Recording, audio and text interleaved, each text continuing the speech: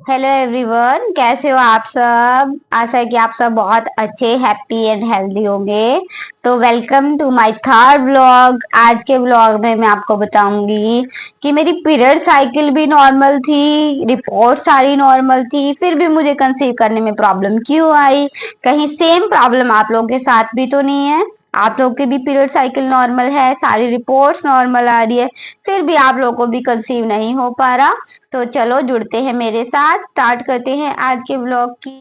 आज मैं आपको बताऊंगी कि मुझे कैसे पता चला कि मुझे कंसीव करने में प्रॉब्लम आ रही है, कि मैं कंसीव नहीं कर पा रही। क्योंकि मेरे ना पीरियड साइकिल नॉर्मल थे, मेरा इवन जो रिप्रोडक्टिव फंक्शंस है वो भी नॉर्मल थे, हार्मोन्स नॉर्मल थे।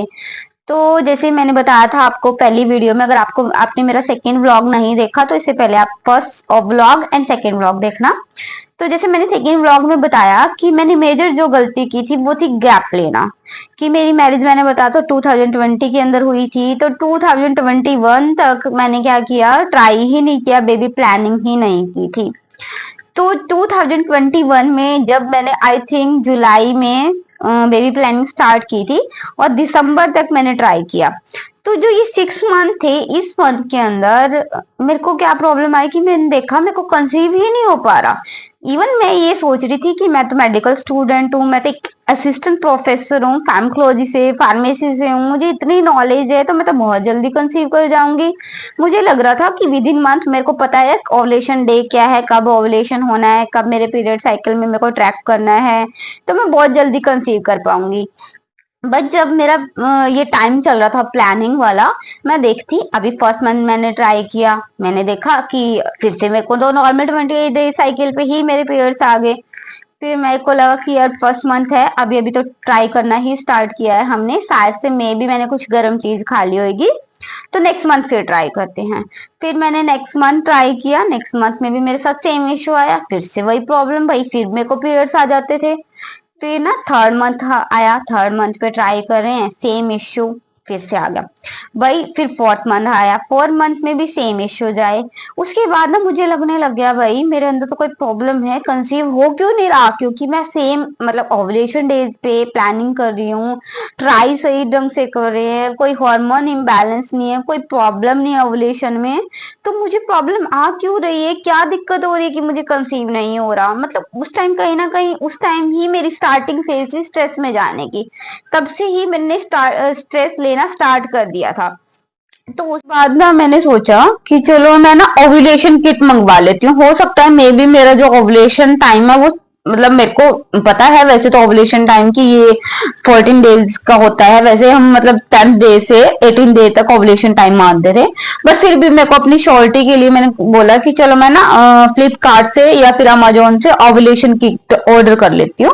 तो मैंने क्या किया, शायद से अमेजोन से मैंने वो ओव्यूलेशन किट या ओव्यूलेशन ट्रैकर बोलते हैं उसको, वो किट ऐसी ही होती है जैसे अपनी प्रेगनेंसी टेस्ट किट होती है ना, ऐसी ही उसमें यूरिन डालते हैं, पर यूरिन डालने के बाद जैसे प्रेगनेंसी में 2 लाइन, तो जो ओवुलेशन किट है उसके अंदर मैंने बताया कि जैसे 2 लाइन, जैसे हम प्रेगन से टेस्ट करते हैं प्रेगनेंसी टेस्ट, वैसे ही इस टेस्ट से हम अपना एफएसएच और एलएच हार्मोन के लेवल को डिटेक्ट करके अपना ओवुलेशन निकाल सकते हैं।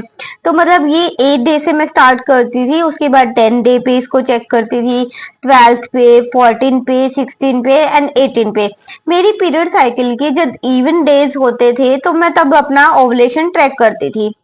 तो मैंने क्या हुआ, मैंने ये किट भी यूज करी, और ये किट आप ऑनलाइन भी ले सकते हैं, मैंने जैसे बताया कि मैंने अमेजोन या फ्लिपकार्ट से ली थी, और आप ये मार्केट से भी परचेज कर सकते हैं, इसका लिंक मैं आपको डाल दूंगी। तो इसकी हेल्प से आप अपना एग्जैक्ट ओवुलेशन ट्रैक कर पाते थे। तो ना फिर मैंने देखा कि इवन मैंने 3 मंथ मेरे ख्याल से ओवुलेशन किट को यूज किया था, फिर भी 3 मंथ यूज करने के बाद भी मैंने देखा कि मैं कंसीव नहीं कर पा रही, फिर भी मेरे पीरियड्स आ जाते हैं। तो उस टाइम तो मुझे लगा कि यार मेरे को, इवन मैंने बताया कि मैं असिस्टेंट प्रोफेसर हूँ फार्माकोलॉजी की, कि मेरे को कोलॉजी की नॉलेज भी है, मेडिसिन का भी पता है, अपना पीरियड साइकिल मेरा नॉर्मल है, ओवुलेशन मेरा जो उस पर देख रही थी, मैं ट्रैक कर रही थी, ओवुलेशन टाइम से हो रहा था, क्योंकि उसमें ना जब 2 लाइन्स बिल्कुल डार्क आती है, जैसे मैंने बताया कि जो मेरा 14 डे पे और 16 डे पे पीक पे होता था, उस टाइम उसमें जो डार्क लाइन आती थी, तो वो प्रॉपर पीक शो करती थी मेरे को। मैं इसकी इमेज आपको डालूंगी इसके अंदर कि कैसे आपको पता चलता है। तो मतलब मैं देखती थी कि मेरा एफएसएच उसमें नॉर्मल दिखा रहा है, एलएच इसका मतलब मेरा ओवुलेशन भी प्रॉपर हो रहा है। उसके बाद ना मैं नेक्स्ट वीडियो में कभी बताऊंगी कि मैंने ओवुलेशन स्टडी भी करवाई थी, जब मुझे और कंफर्म होगा कि मेरा एग का रिलीज तो अच्छा और टाइम से हो रहा था। तो मैंने देखा कि तब भी मुझे कंसीव करने में प्रॉब्लम आ रही थी। मतलब मैं ना अंदर से इतनी ज्यादा टूट चुकी थी, इतनी ज्यादा इमोशनल वीक पड़ चुकी थी। तो मतलब मैं ना इतनी ज्यादा चिड़चिड़ी रहने लगी, मेरे को किसी से बात करना ही अच्छा नहीं लगता था।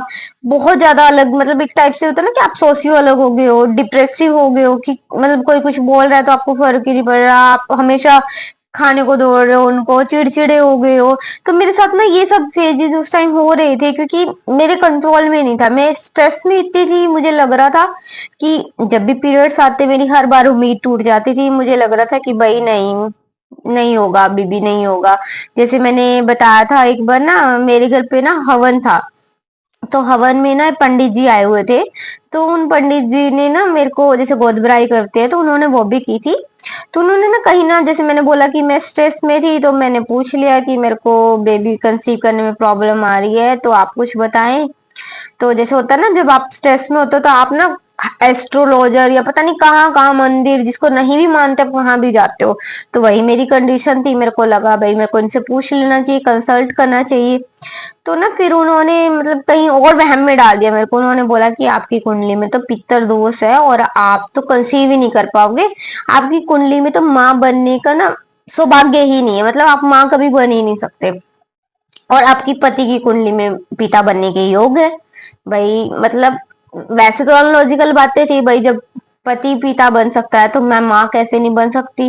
मतलब उस टाइम ना जब ये बातें ऐसी ऐसी हुई, मैं और वीक पड़ गई, मुझे लग रहा था, क्योंकि एक तो मेरे को वैसे ही इश्यूज आ रहे थे, कंसीव करने में प्रॉब्लम्स आ रही थी कि सारी रिपोर्ट्स नॉर्मल है, सब चीजें ओके है। और मुझे ना पहले इतना कॉन्फिडेंस था कि मैं तो पाइमोलॉजिस्ट हूँ, बहुत जल्दी कंसीव कर जाऊंगी, मुझे तो सारी नॉलेज है। बट फिर भी मैंने सब कुछ यूज किया, सब ट्रैक किया, सब नॉर्मल होते हुए मुझे प्रॉब्लम आई। तो मुझे तो पंडित जी पे और विश्वास हो गया कि भाई हाँ हो सकता है ऐसा। तो ना मतलब इमोशनली मैं उस टाइम वीक पड़ गई। तो उस टाइम पे ना आपको किसी ना किसी ऐसे फैमिली मेंबर या कोई फ्रेंड या कोई भी इमोशनल जो आपको सपोर्ट करके, ऐसा बंदे की नीड होती है आपको। तो इस टाइम पे देखो, जो ये मेरा वीक टाइम था, तो मेरी फैमिली ने और मेरे हस्बैंड ने सबसे ज्यादा मुझे बहुत ज्यादा सपोर्ट किया उस टाइम पे। तो ना मेरे माइंड में कुछ नेगेटिव थॉट्स भी आने लगे थे, आप यकीन नहीं मानोगे कि मैं कैसी बातें बोल रही हूँ।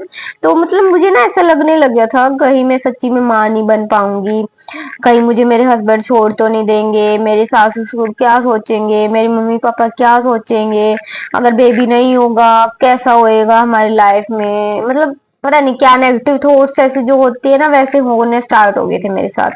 फिर ना मतलब जैसे ये सारी बातें तो मैंने अपने हस्बैंड से भी शेयर करना स्टार्ट किया कि मुझे ऐसा लग रहा है। तो उनका पागल होगी है तू, कैसी बातें सोचते हो। मतलब ये होता है ना कि आप इतने ज्यादा डिप्रेस होते हो, और हस्बैंड लोग भी होते हैं, बट वो चीज है कि वो उस टाइम आपको और डिप्रेस नहीं कर सकते ना, वो आपको एक पॉजिटिविटी देते हैं। अगर दोनों आप डिप्रेस हो जाते हो तो ऑब्वियस है कि मतलब कैसे, आप एक पॉजिटिविटी तो चाहिए होती है। तो उन्होंने कहा कि अगर नहीं होगा हम आईवीएफ करा लेंगे, अगर आईवीएफ में भी प्रॉब्लम आती है तो हम अडॉप्ट कर लेंगे, तो ऐसी टेंशन लेने की बात ही नहीं है, ओवर थिंकिंग क्यों करनी है। तो मतलब मैं ये कहूंगी कि भाई बहुत गंदा फेज था मेरा, वो इतना इमोशनल, मतलब मैं वो सोच भी नहीं सकती कि मैं इतनी डिप्रेस और इतना गंदा फेज, मतलब वो जो मैंने निकाला, कि आप कोई भी उस फेज से ना गुजरे, मैं यही चाहूंगी। क्योंकि मेन फैक्टर ना ये सारा इश्यू स्ट्रेस का था। आधी से ज्यादा जो मेरे को प्रॉब्लम हो रही थी ना, लास्ट में मुझे पता चला था कि मैं बाद में बताऊंगी वीडियो में कि मुझे प्रॉब्लम क्या आई थी। कोई प्रॉब्लम नहीं थी, सारा मेन फैक्टर था स्ट्रेस। जैसे ही हम लोग स्ट्रेस लेते हैं, अपना जो एस्ट्रोजन हार्मोन होता है, एस्ट्रोजन हार्मोन ही हमारे एग के लिए, एग के रिलीज के लिए, ओवुलेशन के लिए रिस्पॉन्सिबल है। अगर आपका ओवुलेशन ही नहीं होगा, अगर आपका स्ट्रेस बढ़ जाएगा, एस्ट्रोजन ड्रॉप आउट हो जाएगा, और जो आपकी यूट्रस की लाइनिंग प्रिपेयर होती है, प्रोजेस्टेरोन का रिलीज होता है जिसमें जाके बेबी इम्प्लांट होता है, वो भी क्या होती है, धीरे धीरे सेट हो जाती है। मतलब वो लाइनिंग अगर बनी भी होती है ना, वो धीरे धीरे ब्लीडिंग के थ्रू निकल जाती है, पीरियड साइकिल के थ्रू निकल जाती है। तो मेरे साथ ये इश्यूज आए थे। तो भाई इसमें मेरी फैमिली का, मेरे हस्बैंड का बहुत ज्यादा सपोर्ट रहा है। तो आज की वीडियो में मैं आपको इतना ही बताना चाहूंगी, और मैं यही कहूंगी कि सबसे मेन है आप स्ट्रेस फ्री हो जाएं। ठीक है।